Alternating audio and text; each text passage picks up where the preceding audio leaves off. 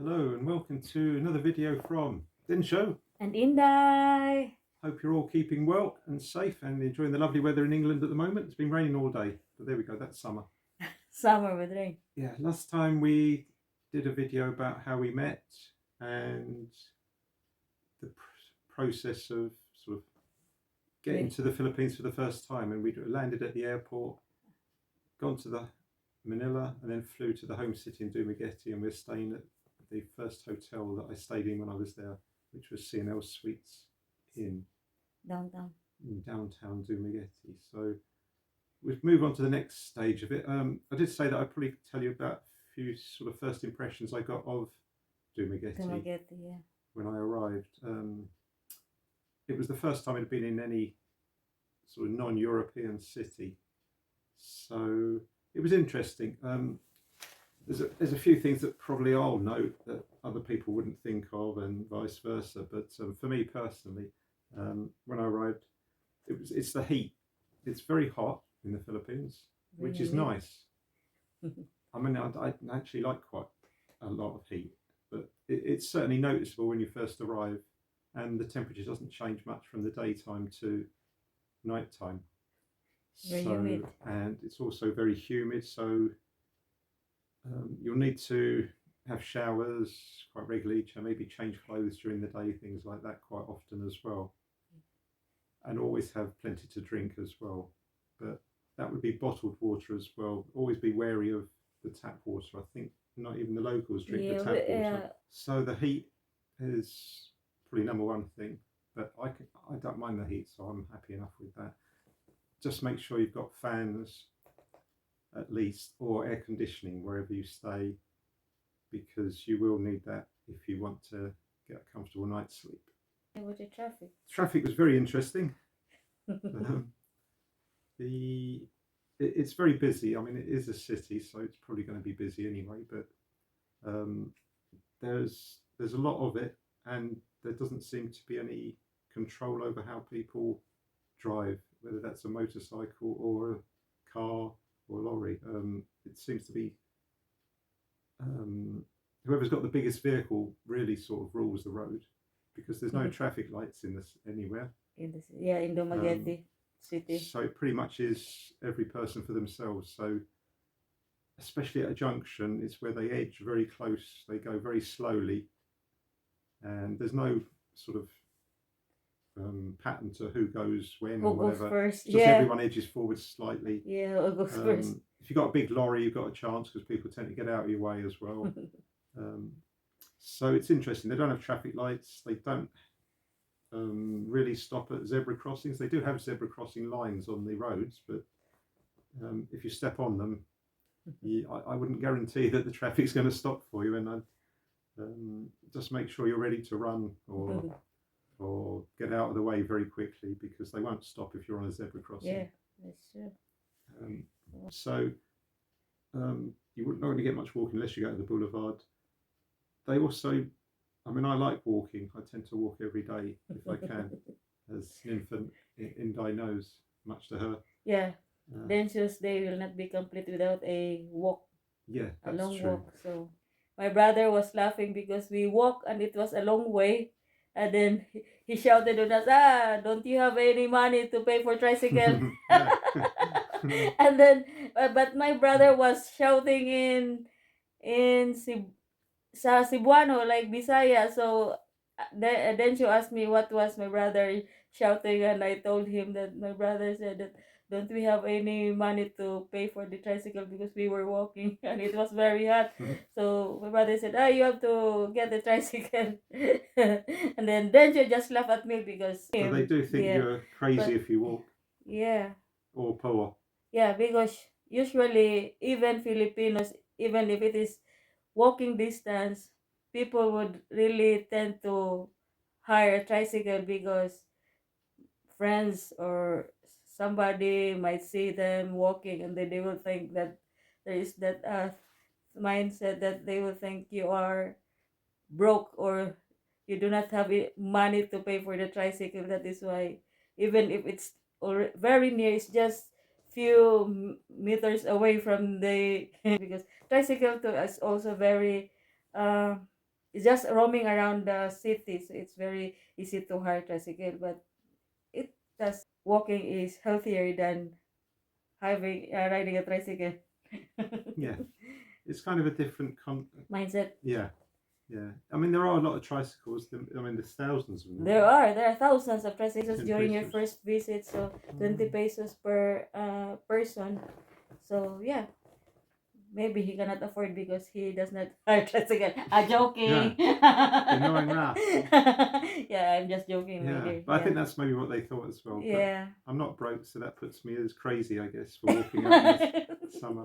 What's the saying? Only mad dogs and Englishmen go out in the midday sun. But that was me. Did you notice something with the motorbikes?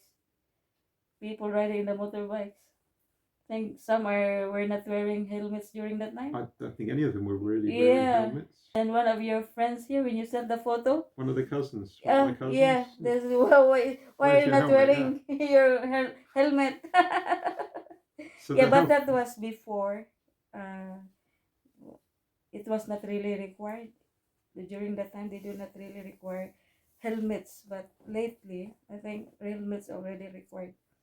Yeah, they've now introduced that more, but then it was, there was no requirement for that. I'm not a big fan of motorcycles anyway. Yeah. I don't know. It's difficult. I think in the city there, then if you have a car, that's difficult because you've got a problem with parking possibly as well, because it's easier to park the motorcycles. That's true. You can ride a motorcycle. I would say get a motorcycle if you're reasonably confident. Yeah. If you're not confident, then maybe just use the transport system of the tricycles. Or just walk. Like me. They didn't have any dustbins, which was a strange thing when I went there. Like out in the streets here, you'll always find a bin to put rubbish in, but I know they've improved it now. There are because we more. found the last time we went some in the boulevard, but not really in the sidewalks where we can find bins. So it's not like here. If you're out, you can see the bins. That's the reason too that you can find lots of rubbish just around the downtown and some other areas, because people will just put their rubbish drop it in the road. They do not also bring it at home. So that's I think but the rubbish collection system isn't as efficient too. As England. It's noisy. Again, some people are more used to noise than others. My life has been very quiet. Lots of things. There'll always be some noise in the Philippines. It doesn't matter really where you are, even if you're in the middle of the country. There'll be noise. That's true. Karaoke. Dogs. Barking. Chickens. Motorbikes. Just be prepared for that. But then that's similar to a lot of the Asian cities, as far as I can tell. You can bring with you earplugs. Earplugs, yeah. I did bring earplugs with me. I've always taken them every other time as well. Yeah. It does help. It will never drown out all of the noise, but it's a big help. Yeah. If you cannot sleep with the noise. Yeah. But I didn't go in any of the bars again because I don't drink alcohol to any degree. They did have some places that you can go and have a drink, what you would probably call like more Western venues. They'd have music, drink. So disco. If you want that, you can still go and have that as well. How was your first meeting of my family, my dear? Yep, so I settled in and it came to the time that I had to meet the family. Yeah. Meet the family. I was invited to your sisters. Yeah, we are, because there are, how many? I have 5 siblings, but the 2 are not in Dumaguete. So there are 3 siblings I have with their own families too in Philippines, in Dumaguete. So Dencio, and I have my tatay too, my father, who is living with one of my siblings, my sister. So we went there to meet my family. It was the first time, and then my sister made even a welcome. There was a banner up. Yeah, for him. Which was really nice to see when I arrived. Welcome, Dennis. Yeah. It said. I was really touched by that because I wasn't expecting that. I thought, I'll just turn up. And they put a lot of effort in to try and sort of make it a nice first meeting, as it was. Yeah. So I got to see your sisters. Like you said, Yeah. they don't all live in Dumagetti, but I it have was in the two. evening I went the first Yeah, it meal. was in evening. In the So it was an evening, evening meal. I got two sisters there and one brother. So with their families. So I was really shocked to see my nephew, the 2 years old, fed Dencio with spaghetti, but when he is already scooping the spaghetti with a fork, he did not notice that the spaghetti fell and then Yeah, still fed them. still feeding me.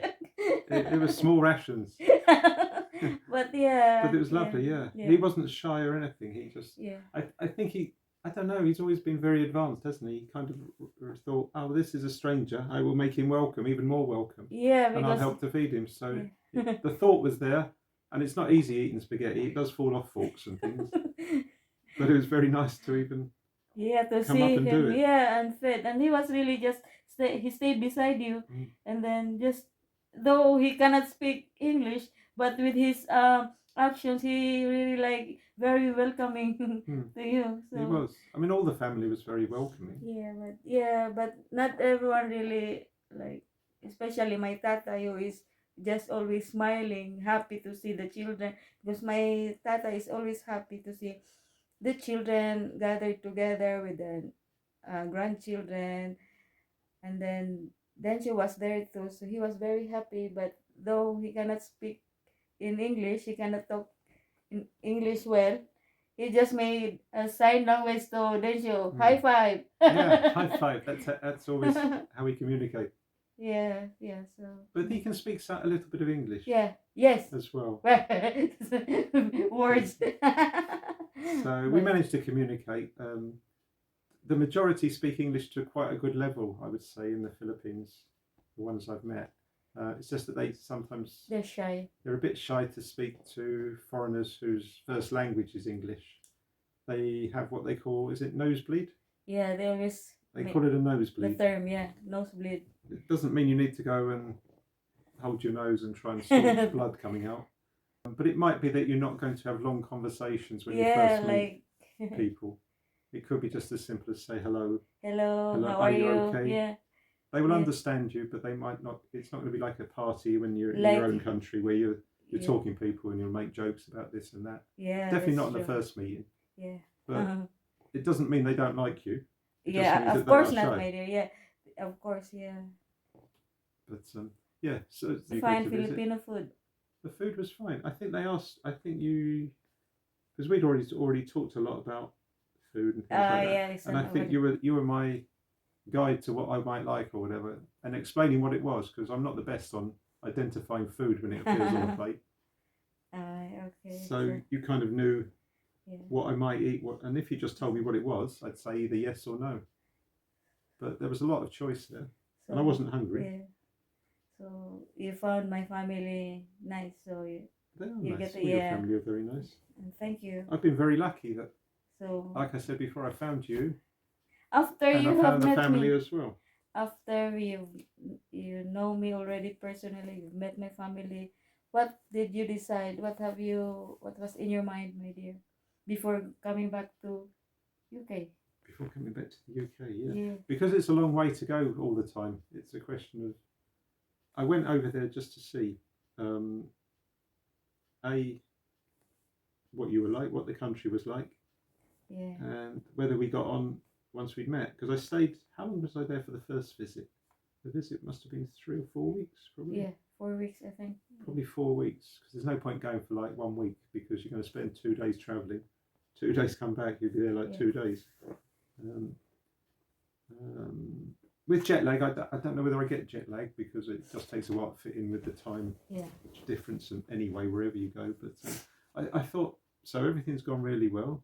I was still able to message back home as well, been in contact with my family back here, because technology allows you to do that as well. And I think you helped me with how to, they have Wi-Fi. I think the hotel had Wi-Fi. Yeah.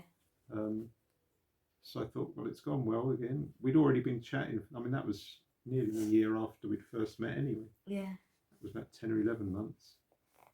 So you kind of get the feeling when you meet someone, you decide whether they are right. You do know whether this could be the one that you want to get married to and spend your life with.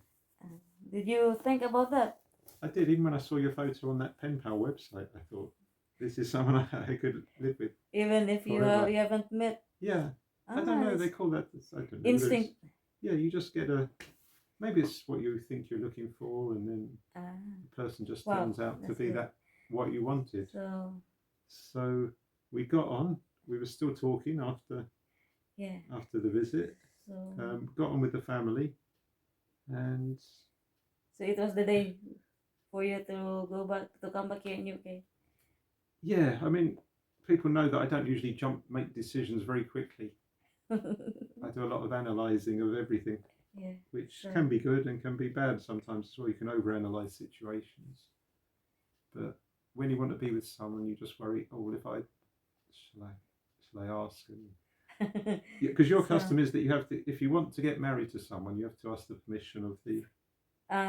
Because I have his son, so he has to ask permission from my son, who is already 23 that time. So he asked permission from my son and my tatay. So what did you ask permission from my family? Can I marry your mum or stroke daughter, depending on who it was? Because I wanted to marry you. What were their answers? Their answers were yes. But they understood as well. I think you helped, didn't you? Yeah, what I was asking. Yeah. Not with Christian, because the son, because he's okay. He would understand. Yeah. But Tatay as well. Yeah. Did I ask it in Cebuano? No, you did not ask. But I just interpret. You interpreted for me. Yeah, interpreted. So basically, I decided I wanted to marry Inday. And then while I was there, because I didn't want to lose her once I was there. Because you have to go for it when you find someone. And then what happened, my dear? So I got permission from Tatay and our son. Yeah. And so Inday knew that I'd got permission, but I still didn't propose. So we even had rings, didn't we? Yeah. Because we bought rings. You bought a ring in Dumaguete. Yeah. Yeah. So when we flew.